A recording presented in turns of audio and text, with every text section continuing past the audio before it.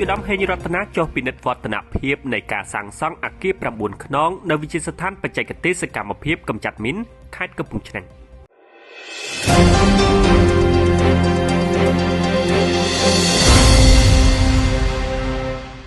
ឯកឧត្តមហេងរតនាប្រតិភូរាជរដ្ឋាភិបាលទទួលបន្ទុកជាអគ្គនាយកស៊ីម៉ាក់កាលពីថ្ងៃទី5ខែធ្នូឆ្នាំ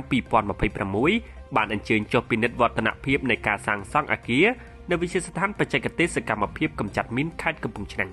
ឯកឧត្តមហេងរតនាអគ្គនាយកស៊ីម៉ាក់បានឲ្យដឹងថាអគារដែលកំពុងដំណើរការសាងសង់នេះមានចំនួន9ខ្នងនិងមានការបំពាក់សម្ភារៈបច្ចេកទេសនៅតាមអគារនីមួយៗផងដែរថាវិការចំណាយលើការសាងសង់បានមកពីហិរញ្ញប្បទានឥតសំណងរបស់រាជរដ្ឋាភិបាលជប៉ុន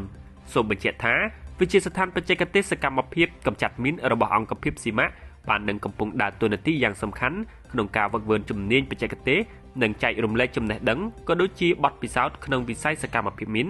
និងសំណល់យុទ្ធភ័ណ្ឌសង្គ្រាមទាំងក្នុងក្របខ័ណ្ឌជាតិនិងអន្តរជាតិជាពិសេសបណ្ដាប្រទេសដែលទទួលរងផលប៉ះពាល់ដោយសារគ្រាប់មីននិងសំណល់យុទ្ធភ័ណ្ឌសង្គ្រាម